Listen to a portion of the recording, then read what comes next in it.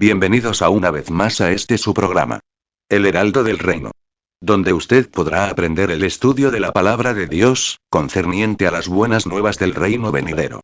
A continuación con el tema titulado, Definiendo el reino y el Evangelio. Se puede decir que la enseñanza de Jesús sobre el reino de Dios representa toda su enseñanza, es el tema principal, determinante de todo su discurso.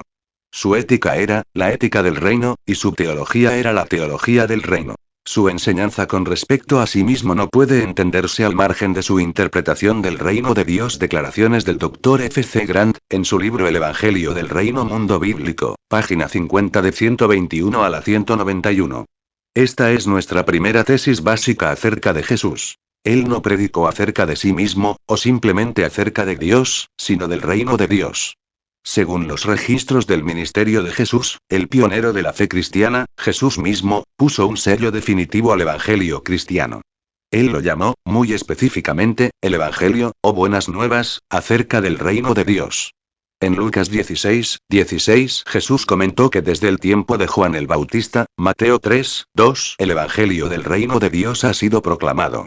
El Evangelio del reino de Dios es otra manera de describir el cristianismo o la religión cristiana. Reino de Dios es el término en el que se concentra el genio de la fe cristiana. Sin embargo, usted puede fácilmente perder este punto central y fundamental, si ha escuchado versiones contemporáneas del Evangelio.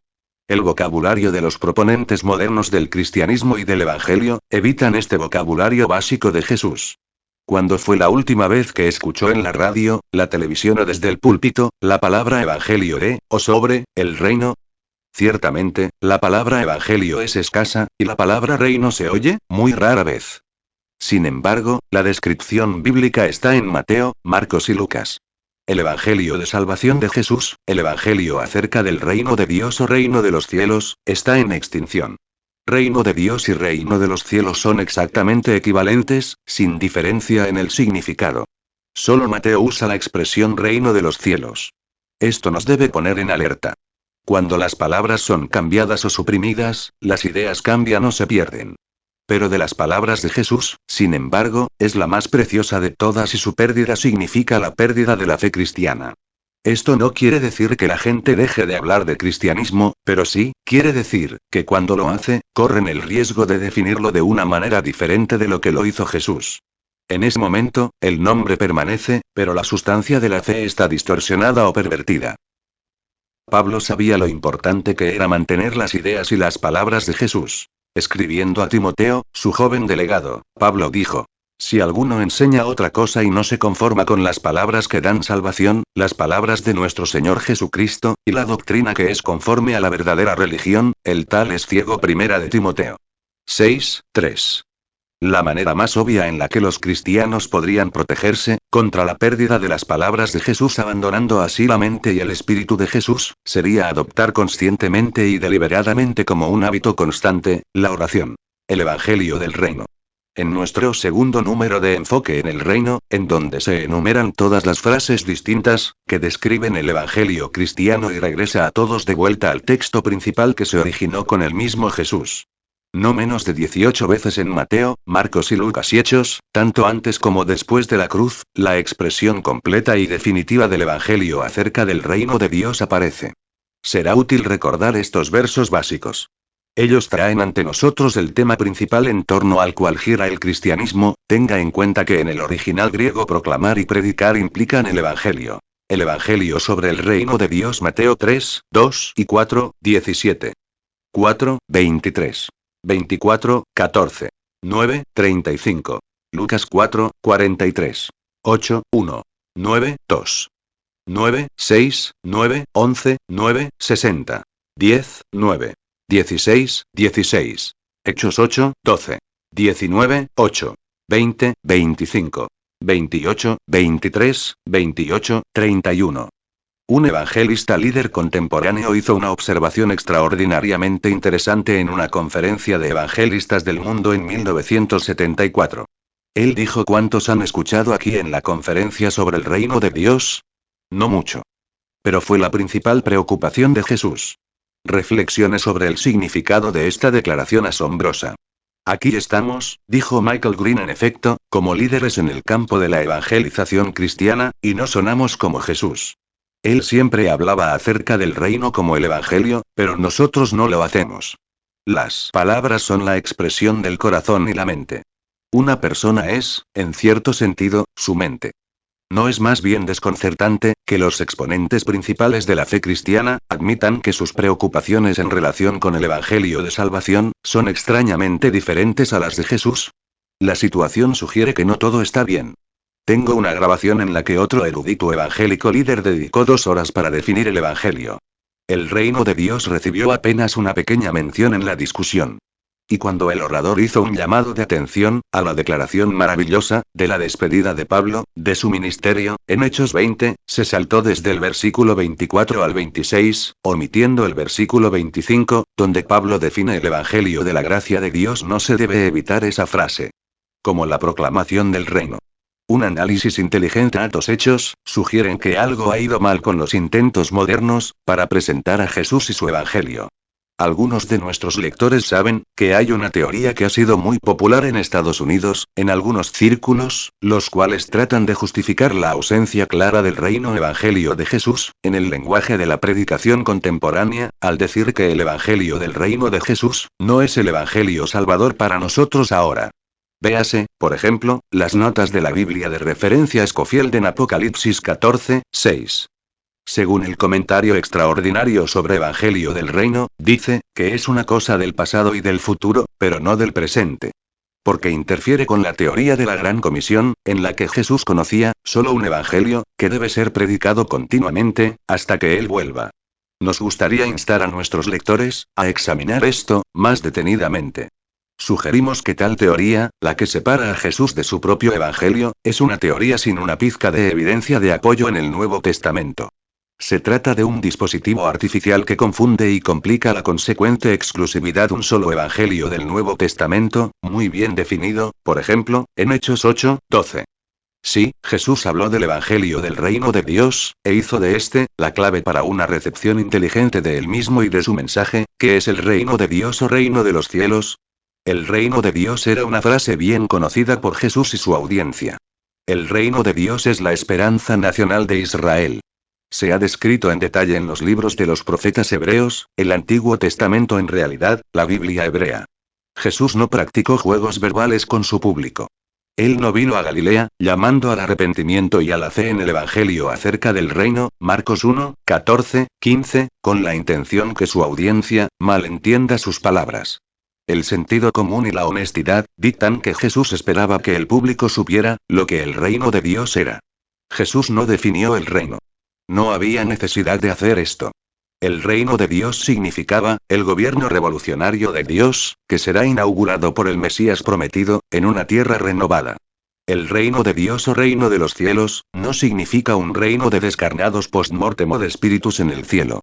El reino de Dios siempre fue un evento que viene, y muy espectacularmente. Se describe la destrucción de la maldad y alegría sin fin para los verdaderos seguidores del Mesías. El Nuevo Testamento presenta esta definición básica del reino para nosotros en Mateo capítulo 3, Juan el Bautista mandaba arrepentirse en vista de la proximidad del reino, el reino de los cielos se ha acercado, arrepentíos. Mateo 3, 2. Lo que esto significa, se aclara cuando Juan, anunciar los 2 destinos posibles para la humanidad. O bien ser acogido como trigo en el granero del reino, o bien, para ser quemados como paja, en el fuego consumidor del juicio, a la llegada del Mesías. El mensaje es más que claro, ya sea al granero o a la hoguera. Elige. La elección se presenta ante nosotros en este evangelio acerca del reino. Jesús vino con el mensaje evangélico fundamental del reino. Mateo deja claro que nos describe la fe cristiana o evangelio, con la misma terminología, para Jesús, como para su primo Juan, el precursor. Desde entonces comenzó Jesús a hacer una proclamación pública, el reino de los cielos se ha acercado. Mateo 4, 17, 9, 35. Y compare con Mateo 3, 2. Es esencial no perder de vista esta enseñanza del ABC sobre el evangelio cristiano. Hay fuerzas alrededor tratando de engañar, quitando la clave del mensaje del Evangelio de Jesús, que es a partir del medio ambiente del Nuevo Testamento, que es el medio judío y se disuelve en otra cosa, una exhortación vaga de ser bueno para ir al cielo cuando uno muera. Esto es ajeno a Jesús y al Nuevo Testamento. Para Jesús, era necesaria una respuesta a su mensaje sobre el reino. Esa respuesta requiere de una comprensión inteligente de lo que se pone ante el converso potencial. ¿Cómo se puede obedecer al versículo, convertíos y creed en el Evangelio del Reino Marcos 1, 14, 15, si se tiene una idea muy vaga, o tal vez equivocada, de lo que Jesús quiso decir por el reino? En el Nuevo Testamento, el reino de Dios se concibe, en primer lugar, como algo en el futuro, dice el Dr.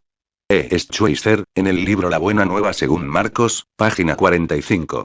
El compromiso con Jesús, recibir a Jesús o venir a Cristo se define en el Nuevo Testamento, como una inteligente y arrepentida recepción del mensaje o evangelio de Jesús o la palabra o palabras de Jesús. Es posible pasar por alto este punto, si se habla solo de venir a Cristo, recibir a Cristo y creer en Cristo. Recibir a Cristo significa, recibir sus palabras. Ahora, el Nuevo Testamento utiliza ambos tipos de lenguaje. Recibir a Cristo y recibir las palabras de Cristo. El uno define al otro. El recibir a Cristo no es posible aparte de la recepción de sus palabras que enseñanza o evangelio. Jesús, en otros términos, es definido por sus palabras, no lo somos todos. Definir superficialmente a Jesús, sin su evangelio, se convierte en un símbolo vago de la salvación, un sin gracia, una personalidad cariñosa que no es claramente la del Mesías, Salvador. Un predicador evangélico, de los documentos del Nuevo Testamento decía: nunca debemos olvidar que el gran truco de Satanás es presentar otros Jesuses. Satanás está muy feliz de tener la palabra Jesús en circulación, pero muy descontento con la actual, la del Jesús histórico que llegó armado con el arma de salvación, el Evangelio del Reino, además de, por supuesto, más tarde, los hechos vitales sobre su muerte y resurrección. Jesús explicó el mecanismo de la conversión, la entrada en el viaje hacia la salvación, en su famosa parábola de la semilla, o el sembrador. Según Jesús, el evangelista maestro, la semilla esencial, la semilla que es necesaria para el renacimiento, que debe echar raíces y germinar en el corazón del creyente, es la siguiente. La palabra o evangelio del reino. He aquí las palabras de importancia crítica de Jesús. Al describir la evangelización tipo Jesús, Mateo registra al Mesías diciendo: cuando alguien oye la palabra acerca del reino, viene el diablo y arrebata la semilla que ha sido sembrada en su corazón. Mateo 13, 19. Así que la clave de la salvación, es la recepción de la palabra del reino, el tema favorito de Jesús.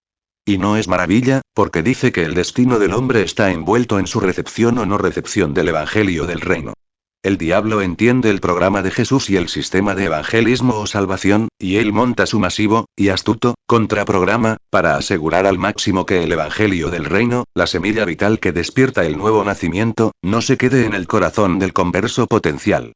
Mejor aún, al diablo le gustaría ver el mensaje suprimido por completo y algún tipo de anuncio falso en su lugar. Jesús nos dio un brillante informe de inteligencia cuando hizo esta observación fascinante. Cuando alguno oye la palabra o evangelio, el diablo arrebata el mensaje que se ha sembrado en su corazón, para que no lo crea, y se salve. Lucas 8, 12. ¿Puede alguien negar que la clave de la salvación se revele aquí? No es de extrañar que Jesús en este contexto, Lucas 8, 8, es quien llama a levantar la voz e insta a los que tienen oídos para oír, que oigan. La inmortalidad en el reino de Dios estaba en juego, y Jesús pide tensar cada nervio del cuerpo para obtener la información vital a través de la salvación. Estuvo involucrado, al igual que todos los evangelistas, en una lucha cósmica con el gobernador de esta edad, el Dios de este siglo, cuyo poder de engaño nunca debe ser subestimado. Pablo comprendió y predicó apasionadamente que amar a la verdad era esencial para el éxito del cristianismo, según a los Tesalonicenses 2, 10. Hagamos una oración.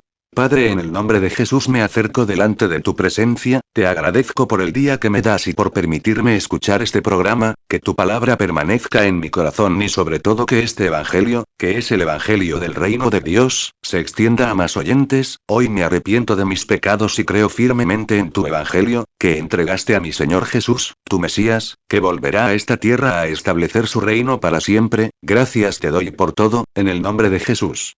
Amén. Nos vemos en una próxima edición de tu programa. El Heraldo del Reino. Dios les bendiga.